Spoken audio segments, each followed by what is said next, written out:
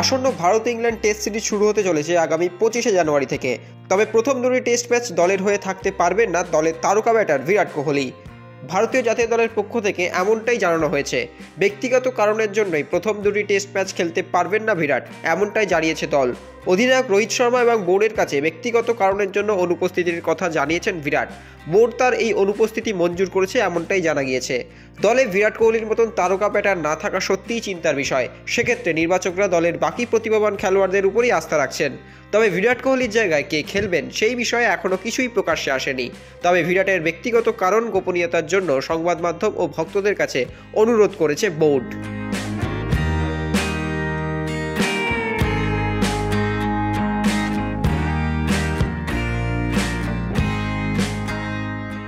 Extra time.